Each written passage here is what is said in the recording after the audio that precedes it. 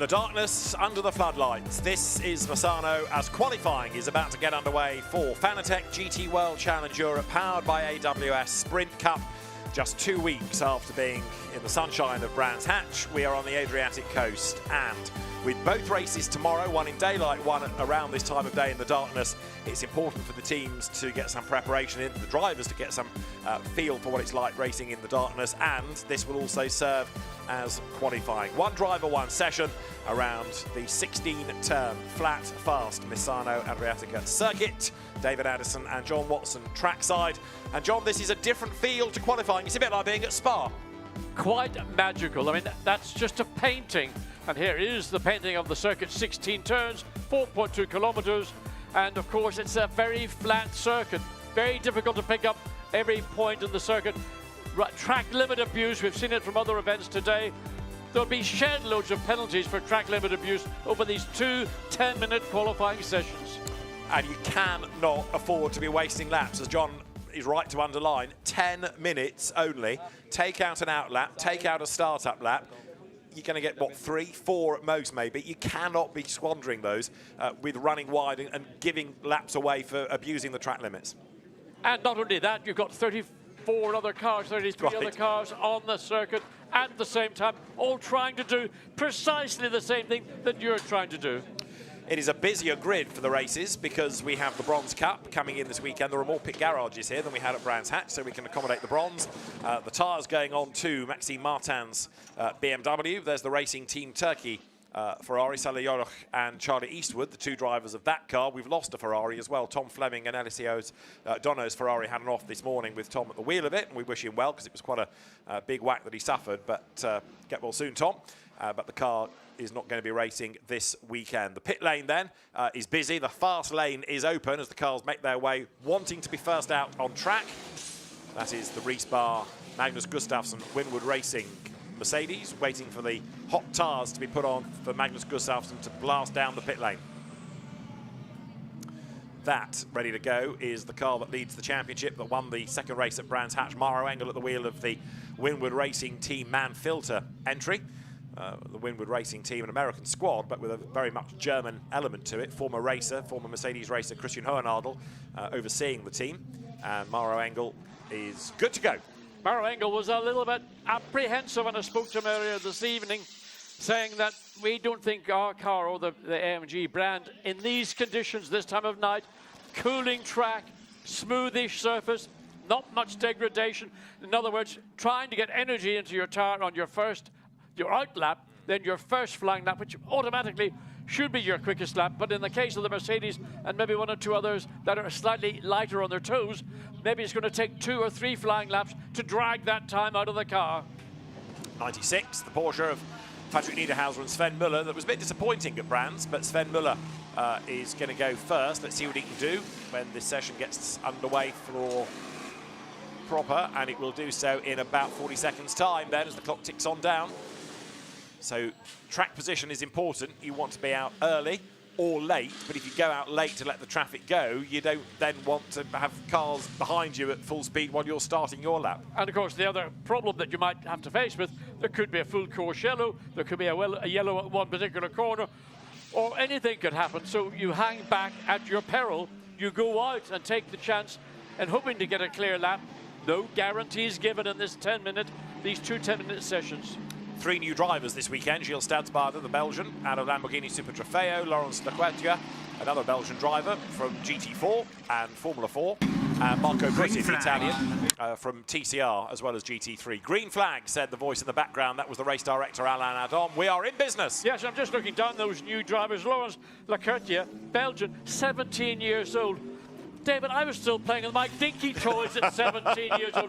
Here's a kid in a GT3 Aston Martin going out with seasoned race. I mean, I can't get my head around it. And he's not inexperienced because he raced successfully in the Alpine Europa Cup last year. 2 years ago, he was driving for Belgium in the Formula 4 part of the FIA Motorsport Games, was 5th in that. So he's already gone from single-seaters to GT cars. And it'll be fascinating to see how Lequetia gets on this weekend. Sign of the times. You know, racing drivers today are coming from karting from 8 years on, and by the time they get to 17, they've probably had maybe 8 or maybe 7 or 6 seasons of either karting, then into single-seater racing or other brand, one-make brands that we see around Europe. Very experienced drivers, but still 17 years old. I tell you what, I had more hair in the palm of my hand at 17 than some of these guys got on their faces. That's a sobering thought. Right, one of the drivers to watch in this is going to be Ben Green, who took that pole position at Brands Hatch. He's in the number 14 Ferrari. Do we have a feel yet for whether this is going to be a power circuit or an aero circuit? Are we going to be looking at things like McLarens and Ferraris, or are we looking at Mercedes and BMW for power? To me, it's about the brand that gets its tyre to come in and work for this 10-minute session better than the other brands that are here. Now, which of those will be? Well, we know how successful Audi have been here in the past, but that's when you had a number of factory-backed teams. Now you've got Audi teams that don't have the same level of backing, but still a very effective car. Think about Attempto or Santa Lock Racing. Both are capable of putting cars to the front of the grid. Ultimately, who will? Well, right now, in fact, well, it's really the outlaps of Max Offer. He was the first car to get onto the track. Cars you're going to have to look for, Jules Gounon, for example, in the number 9 Mercedes. Looking down through the field, where's Dries van Thor? Or in the 32, Dries van Thor, the 32 BMW. That was the quickest car this morning. Sorry, it was quickest car this afternoon. This morning it was actually the Porsche, the Dynamic Motorsport Porsche, that went quickest overall. Probably in temperatures not dissimilar to those that we're seeing now as the light falls and the track temperature is going to drop away. Valentino Rossi will do Q2 and will be, of course, the darling of the crowd. Winner here last year. Dries van Thor had done a purple, but he's now been bettered. Mauro Engel does a purple in Sector 2. And so far, nobody being reprimanded about track limits. So they're all behaving themselves because the pressure is on. We've only got 7 minutes to go. Well, I mean, I don't know what the teams have said to their drivers. We would rather you don't do... I mean, look how close Mauro Engel is there, coming out of turn 13 to getting all 4 wheels off the track. Penultimate corner, turn 15. Here, 16 on to start finish straight, where it is very easy to run all 4 wheels off the track. Oops, I've done all the hard yards in my flying lap, and then I've thrown it all away in that final turn. Right, let's start looking at some lap times. Mauro Engel does a 1:33.4 as he comes across the line, but Dries van Thor goes quicker on a 1:32.2. So the BMW looking good. And also quick, Patrick Kujala in the Bronze Cup entry. Sorry, Pro-Am entry, I should say. Cesar Gazo goes by. BMW 1-2. Maxime Martin goes second. Here comes Kujala. So the Bronze Cup car, he's going to be quick, no question about it. We don't see enough of Patrick Kujala. And as he breaks the beam, that lap is a 1:32.5, third fastest. Don't know where, I mean, purple middle sector looked like it was going to be an out-and-out fastest lap. I mean, it's just frantic. There's the 32 BMW, Dries van Thor, yet again. Purple sector 1, coming up to the conclusion shortly of sector 2. Well, actually, this is up at turns 4 and 5, so it's still early in the lap. So Dries van Thor putting down a marker to everybody, and we've got, what, just over 5.5 minutes of the session to go. Purple for Van Thor. So this lap should keep him top. And it's a BMW 1-2-3. Van Thor, Martin, and then Callum Williams. Jules Gounon is 4th. Patrick Kujala 5th. Ricardo Fella, the reigning champion, 6th, or joint champion, with Mathieu Drudy, who's yet to do a lap time in the Aston Martin. But all of this, of course... Oh, Van Thor bails, interestingly, despite 2 purples. I was going to say, all of this frantic action in the darkness as well. And he came in, having set 2 purple sectors. He bailed on this lap, which would have seen him further improve, but in fact it's Matteo Drudy in the number 7 Aston Martin has gone quickest overall by 94 thousandths of a second. Maxime Martin second in the 46 BMW, and Dries van Thor, the space of coming into the pit lane, has fallen down by 2 positions. So Mathieu Drudy's first flying lap in the Aston, quicker by 94 thousandths than Maxime Martin. The best Mercedes is Gounon. Where's the best McLaren? 7th, Tom Gamble. That is 88, Christopher Haase, who is 11th. Still a busy racetrack, and 4.5 minutes to go. And Matteo Drudy, quickest overall. Well, yes, just 4.5 minutes remaining. Has gone quicker yet again in Sector 1 in the Aston Martin. Dries van Thor, his time, middle sector time stands, but he's in the pit lane. He's got time to get out, do an out lap, and do 1 single flying lap before the checkered flag comes out. But WRT are going to play it right to the very limit of time available.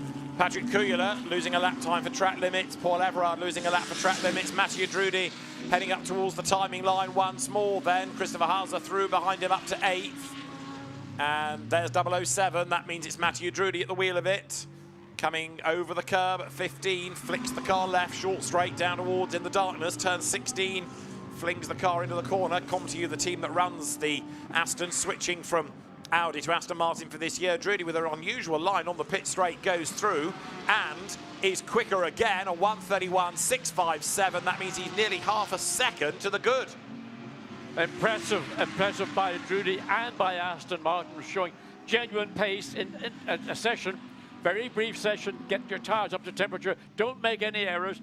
And looking all the way through the field as we speak, their times changing. Dan Harper in this Adriatic Motorsport BMW is all the way up now to 5th. Mervyn Denston, the Porsche, up to 2nd. We were talking about Porsche at Brands Hatch. Where had the performance gone? Back here it is for us at Misano. And that's a Bronze Cup car, isn't it? Marvin Dienst with Philipp Zager for Dynamic. Where's the Rutronic entry? Sven Muller's car is a little bit further down the order. So there's time to be found yet. Sven Muller has not done a time. I think he's had a time taken off him. That's why he's not featuring. Right, this is the reigning British GT champion, Dan Harper, sharing for the weekend with Darren Leung, with whom he won British GT. Dan, remember, is the Endurance Championship leader because he won at Paul Ricard. But Darren wanted to come and do Sprint Cup. And whoops, a bit of contact there. The BMW and the McLaren get together. Yeah, that was never going to be a realistic pass. It resulted in contact. That will be looked at because in reality, the BMW wasn't sufficiently alongside to say, this is my corner. So that was a hip and shoulder, and the consequence might be a time deletion. We'll wait and see. Don't want to prejudge. No, indeed. But think of commentators' notes, David. It will be looked at, I'm sure, if there's contact. But again, there's a difference between trying to pull that move in the daylight and the darkness, which is what we have now. So Marco Butti, Gilles Stadsbader, Ezekiel Perez Companc, Sven Muller, the ones that haven't done a lap time yet. This is Eddie Cheever for Sky Tempesta Racing. It is Eddie Cheever and Jonathan Hui, the drivers. Chris Froggatt only doing endurance this year, but here very much supporting the team. How is Ben Green doing? He's 3rd, and he's done an absolute best in the first sector. Yeah, I mean, it's just hard to keep up with what's taking place all the way through the field. And as soon as you say somebody's gone purple in Sector 1, then it's eclipsed by somebody else. But purple, green looks good for Ben Green. 3rd, quickest overall, and looking to put himself onto the front row of the grid before the 1 minute and 20 seconds for the checkered flag is over. And Tom Gamble has got the McLaren up to 4th. So looking good. Maxime Martin down to 5th because he's had a lap taken off him for, you've guessed it, track limit offences. So Van Thor is quickest. Again, a 1:31.423. Stretches the margin just a little bit further over the rest. And Ben Green would have been quickest overall, but Dries Van Thor got that time in. Ben Green now 2nd, 51,000th of a second behind the lead BMW, but that is a provisional front row of the grid with 45 seconds remaining. Could be an 8th Sprint Cup pole, this, for Dries Van Thor. And he's quicker than Ben Green now by 51 thousandths. Ben up to 2nd, so Van Thor, Green, Drudy, and Ben Green looking like he's been racing against these guys for a long season. He has been a race winner in the ADAC GT Championship, certainly, but going really, really nicely here. Maxime Martin, though, has done an absolute best Sector 1. That's Marvin Dienst, who's down to 5th in the Dynamic Porsche. What about Maxime Martin for the Valentino Rossi BMW, of course, because he will share it with Valle. He's 7th quickest at the moment. There he is. And on this lap, I think he's okay in terms of track limits. Checkered flag. Checkered flag is out, so it's now or never for Maxime Martin. Absolute best, personal best, up towards turn 12, then 13.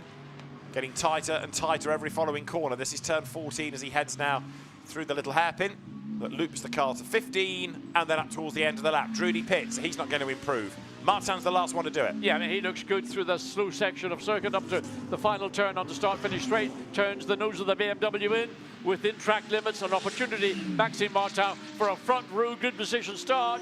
Wait to see, comes across, goes 2nd. So Maxime Martin, 14 thousandths shy of Dries Van Thor.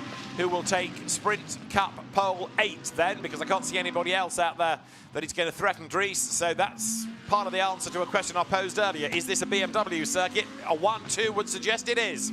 Don't commit yourself, David. You know, the checkered flag might be out, but other cars are still finishing their lap. They could still leapfrog ahead of the 2 BMWs who are provisionally on the front row. They could. Let's see what Patrick Kujala and Tom Gamble can do. Kujala stays 5th. Number 48, Mercedes, hasn't really shone in the way that we might have anticipated. Mauro Engel is 31st. He's got to be an improver at the end of the lap, and he should have been as he comes across the timing line. Only to 21st, Mauro Engel. Well, it sort of confirms the things Mauro was saying earlier in the evening. He wasn't feeling confident. Q2 will start at 21:30. Q2 will start 21:30. And that's, a difficult starting position. 22nd, back on the 11th row of the grid, and to try and make your way through a field of 34 cars, 30, it will be 34 cars come Saturday. It will be a tough race. The first of the 2 one-hour sprint races. I promise you he was 21st when he crossed the line, but 22nd in the end. And look who else is down there, 21st now, Jules Gounon.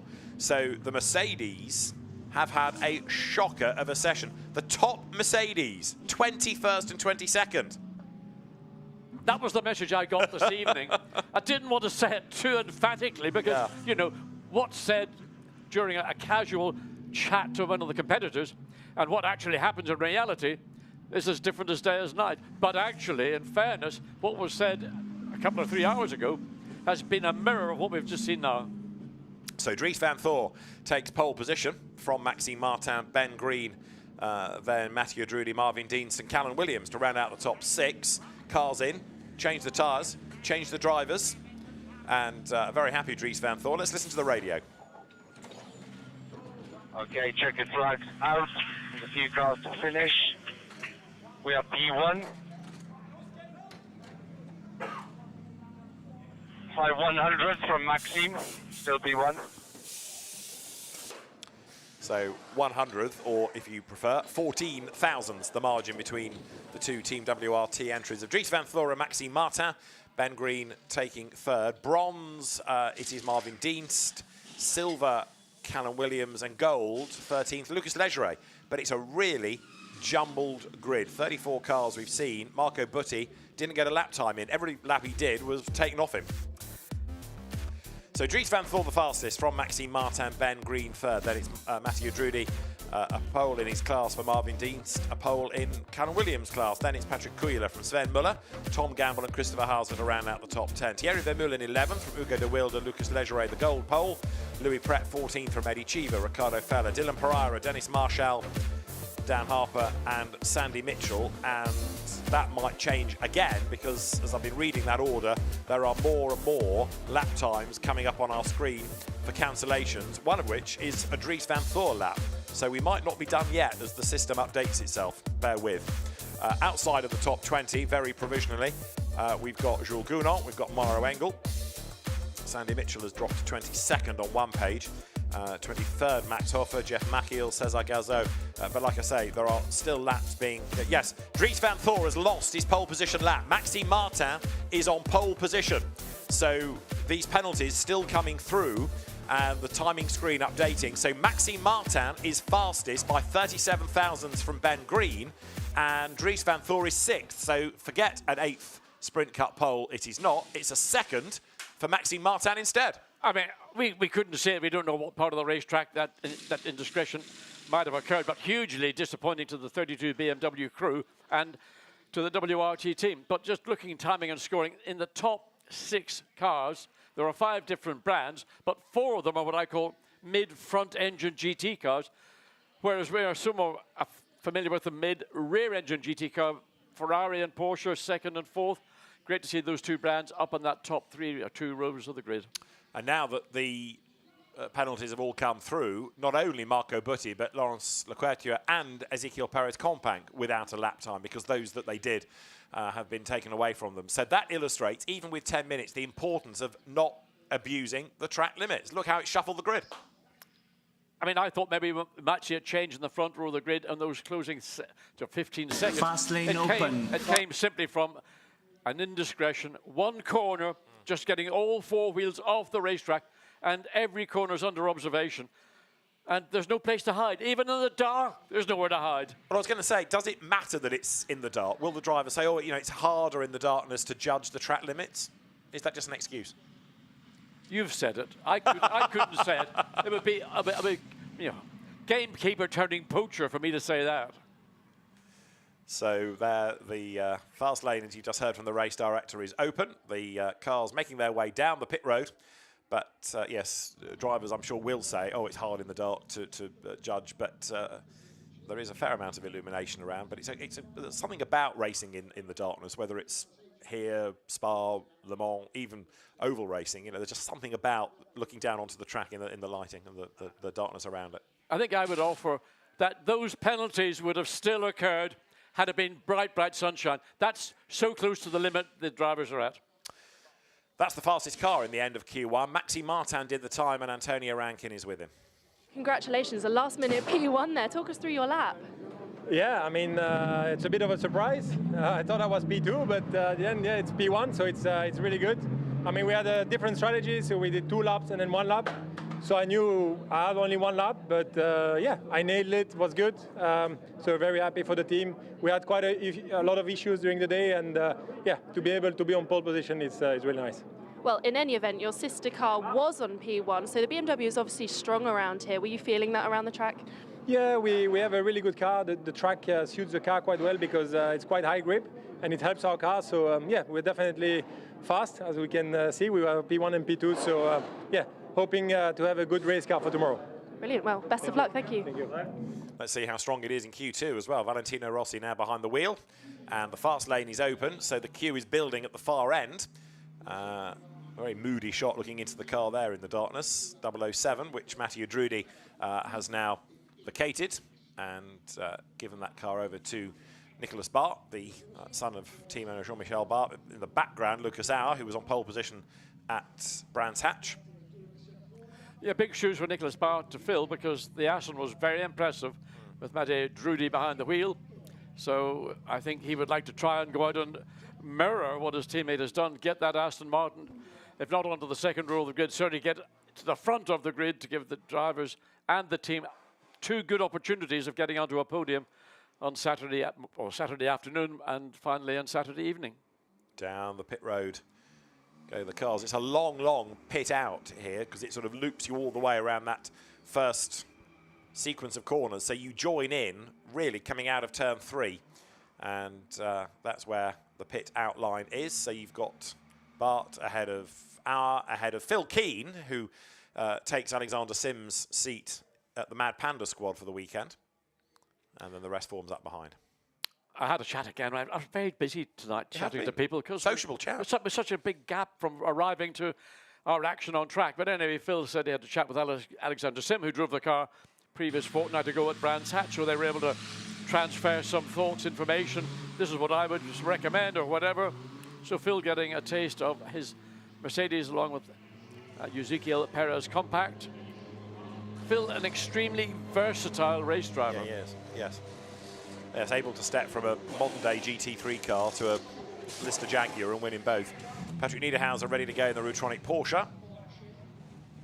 And we are about half a minute away from the fast lane opening, so one eye on the message line for cancellation of laps and one eye on the timing screen to see what the provisional order is. But even when the flag goes out, it ain't all over, as you've just been witnessing.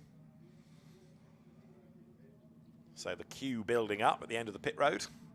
The lights are about to blink to green, and in the reflection of the pit buildings, the pit lane emptying, the fast lane filling up, and away goes Patrick Niederhauser in the Rutronic Porsche. Green flag waved. Q2 then, the grid for the night race tomorrow. One tomorrow morning, one tomorrow night is underway. And a long, long line of cars flows its way out on circuit. Yes, and these are the shortest 10 minutes any of these drivers will probably ever experience. That gives you such a little chance to get out, get adjusted, get your eyesight adjusted to driving in darkness, finding the apex. Although the circuit is extremely well illuminated, it's almost daylight around parts of the circuit. Nevertheless, it's a big, big difference from lapping here maybe 8 or 10 hours ago to going out now, coming up to, well, 9:30 at night.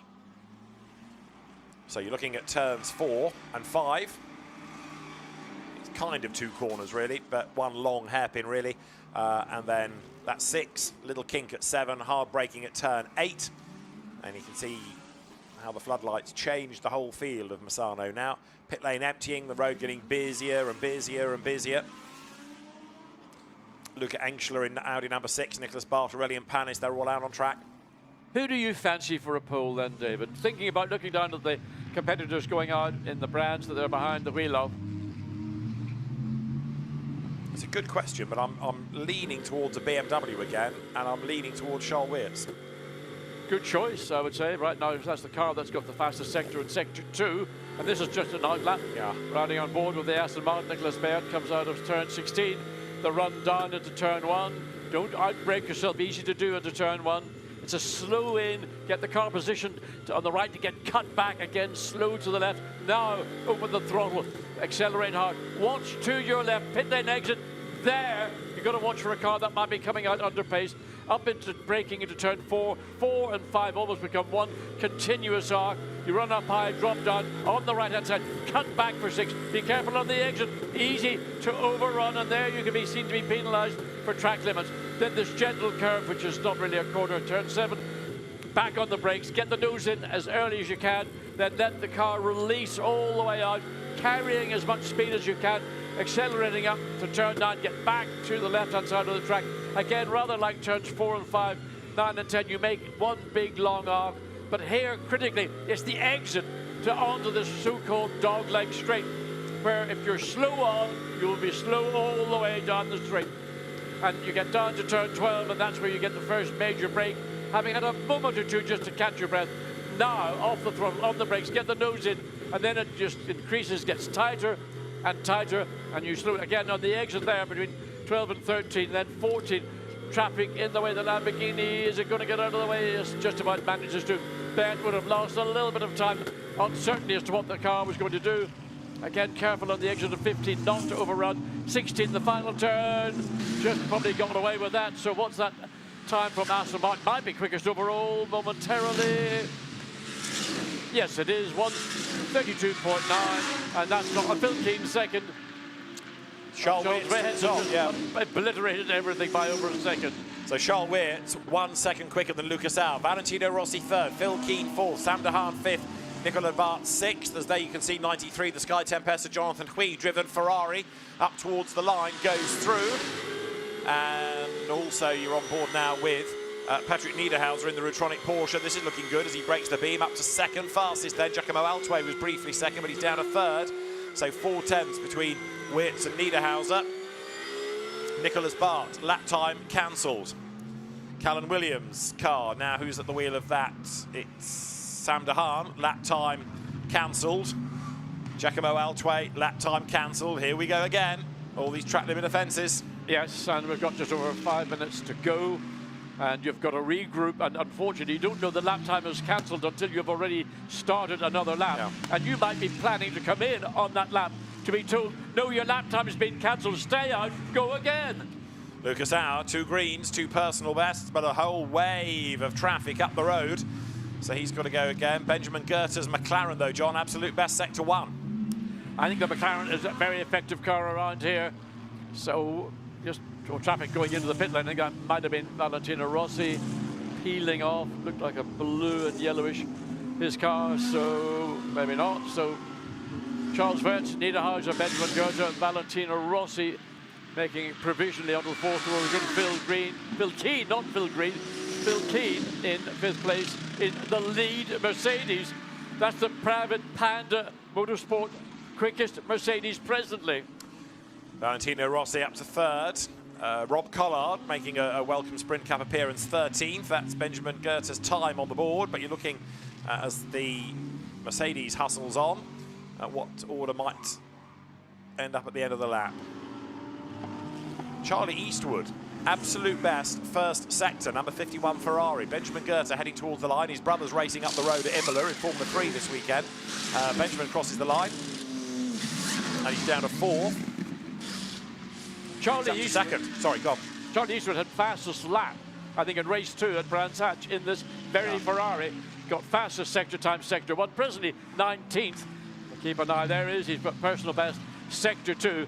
So unless he throws it away or just abuses track limits, he wouldn't do that, would you, Charlie? He could end up with a pretty respectable top 6 time.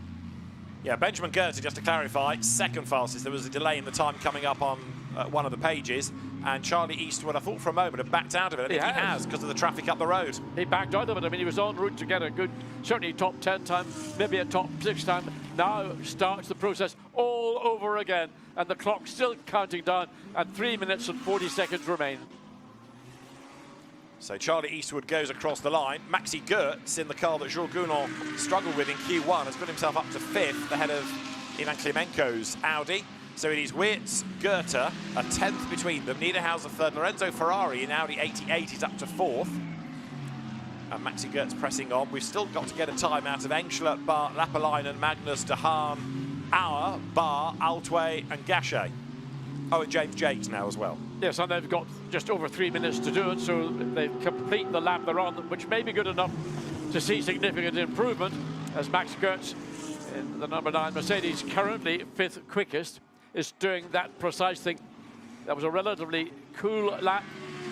Now he's got an opportunity to go out and try and move further up the field. He certainly wants to get onto the front row of the grid, if that is possible. We've not seen Mercedes perform in Q1. They're doing much better in this second sector. We've got 2 Mercedes in the top 10. Lapalainen hustling on in number 14 Ferrari. That was the car that Ben Green drove in Q1, remember. Sean Hudspeth's Ferrari suddenly come good. He's taken over 52 from Jeff Machiels, and he's up to 8th quickest. This is Lapalainen out of turn 16. That looked okay. Comes up towards the line. He's not focused on the message line. In other words, there's nothing Damocletian about this lap. Hovering over him, 3rd fastest goes Lapalainen. Good effort. Gilles Mingus also very good effort indeed in the gold Audi. He laps up to 6th quickest. Charlie Eastwood has deposed him. Charlie Eastwood in the 51 Ferrari, now 6th quickest. Really, the lap that he bailed on has now been consolidated by doing a great lap, getting onto the 3rd row of the grid. Provisional with just under 2 minutes remaining. Indeed so, and others that we are keeping an eye to a little bit further down. James Cottingham coming back to super sub for Miguel Ramos. Simon Gachet goes 2nd in number 111 Audi, and that would be a gold pole as well. And Simon Gachet then just 0.129 of a second down on Charles Wirtz, who's done an absolute best in the 1st sector. But Wirtz's lap might unravel a bit if there's traffic around him. Let's see. Well, 2 purples, and he'll be very, very unhappy if he finds, oh, look, there he goes down, catching the curb on the entry into turn 12, then 13, then exits out of 14. So Wirtz en route to not only go quicker, but to consolidate his provisional pole with just a minute of the session remaining. Final turn. Don't over-egg the pudding by running track limits. Just about okay, I would say. So wait and see the time. It's going to be an improvement. 1:31.9 to beat. 1:31.558. And that means 3 purple sectors, 3 absolute bests. The perfect lap from Charles Wirtz, and track limits okay, looking at the message line on the timing and scoring screens. So Wirtz does what Van Thor couldn't, and therefore should be on for career pole 6, as here Consta Lapalainen presses on in the Ferrari number 14. Pietro De Leguanti, who we saw in Audis last year, he is at the wheel of number 18 Lamborghini. We don't have a lap time out of Lucas Auer. We don't have a lap time out of Giacomo Altway. We've got 22 seconds and counting. I mean, they've got to be on track. Auer has now gone 2nd, right. So 28 thousandths down on Wirtz. 1 last roll of the dice. That was okay. Well, Giacomo Altway, we don't know where he is. He's got personal best sector 1, but he's got 5 seconds and the checkered flag will be out. There is Checkered flag. Deleguanti going up towards the line. Right, checkered flag out, as you've heard and you've seen. So Wirtz, Auer, Gachet, Goethe, Niederhauser, Lapalainen, Ferrari, Engschler, Eastwood, Goetz, the top 10. No guarantee it's going to stay that way, as we saw a little bit earlier with post-session penalties still to come through, maybe. But Lucas Auer, the hero at the end. What about Altway? There he is. So this is the 1 lap for Giacomo Altway that he can get a time out of. Other efforts have been lost to the track limit offences. Whoops, a Mercedes, is that or a Porsche in strife? It's a Porsche, isn't it? 97 has stopped. That's Dustin Blattner. So a yellow flag is in sector 3, as there, Giacomo Altway comes up towards the line, so he is at the moment 34th without a time to his name. Altway will break the beam and goes third quickest onto the second row of the grid, Giacomo Altway. Phew. Wow, when you said Lucas R up to second place, I thought you were going to say Lucas R is the hero of the hour. Too good an opportunity to miss. Well, indeed. He pitted midway through the last race at Brands, so it was a half hour, wasn't it? But cometh the hour and all that. Lucas R up to second, Giacomo Altway third, but Charles Weers, excellent job. That is a 6th Sprint Cup pole for Charles Weers. And he'll be able to say to Dries, you see, I can stay within the track limits, even if you can't. Listen, one's the master, the other's the pupil. You learn from the master. There you go. Charles Weers then puts the BMW top, and Dustin Blattner stopped at turn 14 and did not get going again by the look of it. Right, that was qualifying, and tomorrow, race 1 early in the day, race 2 late in the day, so that the drivers have a chance to race in the differing lights. Let's hear from 32, Charles Weers audio in the BMW. Okay, mate, check your flag. Check your flag. Okay, mate, currently P1. Currently P1. So P1 confirmed for Charles Weers, although we heard a similar radio message to Dries Van Voor, and then that unravelled at the end of the session. But there's nothing at the moment on the timing screen that's going to suggest that Charles Weers' parade is going to be rained upon. Fingers crossed for him. So the cars make their way down the pit road. And at the end of qualifying, this is the order. Charles Weers, the fastest from Lucas R, and Giacomo Altway taking third. Lucas Legeret fourth,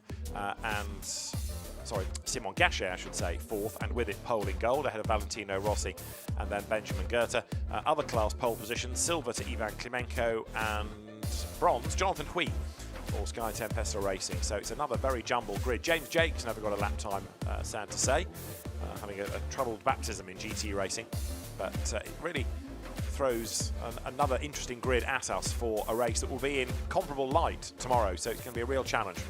Yes, and I think the grid's in a sense more interesting because you've got Mercedes on the front row of the grid, Audi are up there in the top 10, and you've got McLaren, Porsche, Ferrari adding out that top 10 grid, so exciting racing in the evening, tomorrow evening. 34 cars to make it a busy circuit as well. Ivan Klimenko celebrating a silver pole as Charles Weers gets out of the BMW then. There is the Rover Motor Oil Pole Position Award, of course, that will go to Maxime Martin for race 1 and to Charles Weers for race 2. Valentino Rossi parks the car, but it's Maxime Martin that will get the plaudits for Q1.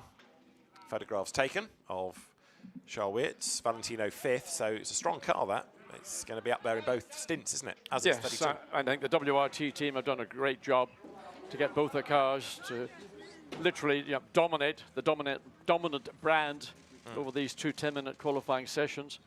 Valentino, not beginning, has shown since this race, well, it was July last year, what a step forward he has made as a race driver. And I think he'll not be disappointed. I mean, 3rd row of the grid, okay, I'd like to be in the 2nd or the 1st, but I'm at the races in that position. And it bodes well for tomorrow as well, and we keep saying it, but this Valentino Rossi is a much better car racer than the one we saw 2 years ago. Yeah, he is a racing driver on 4 wheels, or in 4 wheels. So there is the Rover Pole Award presented to Charles Weers for the race 2 pole position. And Maxime Martin gets the Rover Pole Award for race 1. And Charles Weers can reflect on that pole position lap because Antonia is with him. Charles, congratulations, winner of the Rover Pole Position Award, and a fantastic show from both of you today. Yeah, thank you very much. Yeah, it took some time, but finally my first pole with BMW. I was really hoping to get it done as soon as possible, and yeah, I felt like we had a good chance today, since we know Misano is typically a track which is good for the BMW, being with high grip, and I've also had some good results here, so I was really hoping to get a good results. So yeah, the boys did an amazing job to set up the car in a very good window. So very, very happy about that. And yeah, now hopefully we get the job done tomorrow. Absolutely. Thank you very much. Pose with your trophy. So there is the trophy. There's the Rover Pole Award. And a very happy Charles Weerts and a very happy Maxime Martin, pole position for the other race. And ace snapper Jacob Ebery rearranges the furniture so he can get the photographs he wants. Valentino, always in demand, makes his way down the pit lane, splitting his time between Fanatec GT and also World Endurance this year. And that's it for today from the GT3 action. But tomorrow it gets really serious with the first race in the morning. Maxime Martin celebrating with Valentino. And he will make his way up the pit lane for a Rover Pole Award as well. But we heard from Maxime a little bit earlier on. Winner here with Valle last year, of course. Come on, Maxine, you look a bit stiff. Yeah, it's done, mate. It's done. Pole position, well done, mate. Mega job. P1 after run 1, P1 in run 2 again. Both laps are mega. And triple sector 2 on that second flying as well. Good job. Mega drive. Stop at scrutineering, buddy. So great drama in the qualifying sessions, and with the grids provisionally decided, we'll look forward to racing tomorrow. As Maxime Martin will have another quick word with Antonia as he celebrates pole. Maxime, congratulations, a fantastic drive in both sessions from both of you today. It's very different conditions tomorrow morning. Will you be able to replicate this? I mean, that's the target for sure. It was a very good qualifying, Q1 pole position. It's amazing, but also Valentino did an amazing job, P5 in Q2. So we have two times a good starting position. We know the team is very good in pit stops. We know we have a good race car, so definitely looking for some podium tomorrow. Brilliant, thank you very much. Pose with your trophy. Thank you. So trophy held aloft. And the one finger salute, P1 for Maxime Martin from Q1, pole position then for the first race, the morning race, the daylight race if you prefer, tomorrow. So Maxime Martin it is, celebrates pole. Let's look at the highlights then of qualifying just quickly, which began of course with the darkness having descended, the floodlights illuminating the circuit as the Stephen Palette Schumacher CLRT Porsche ventured out on track. 007 Matthew Drudy was quick in the first part of qualifying, and there was this little coming together. Dan Harper getting involved with the Ferrari heading down towards turn 16. We'll wait and see if anything comes of that. Patrick Cuellar rapid in number 72 Lamborghini, but then he lost a couple of laps to track limit abuses. Ben Green quick as he had been at Brands, but not quite as quick here as the BMWs that seem to revel in this circuit. It was Dries van Thor who was the fastest, but he lost his best lap time to, yes, track limit. So Maxime Martin ended up as the fastest in Q1 and therefore pole position for the first race. Charles Weerts then took over number 32, ready for the second session. And as the cars blasted their way out on track, the BMWs were still the cars to beat. Although Lucas Auer in number 48 Mercedes left it late to threaten, he ended up second fastest, just 28 thousandths of a second shy. Valentino Rossi 5th, 4th Simon Gachet for a class pole position. Patrick Niederhauser here 7th in the Rutronic Racing Porsche. And Giacomo Altway was another driver who left it late to go 3rd at the very end. Benjamin Goethe 6th in the Garage 59 McLaren. And Giacomo Altway on his last lap up to 3rd, behind Lucas Auer, who would be 2nd, and Charles Weerts taking his first pole position for BMW. So that's the grid for the night race, but the daylight hours will give drama tomorrow morning, and we'll look forward to your company then. From all of us at Misano, good night.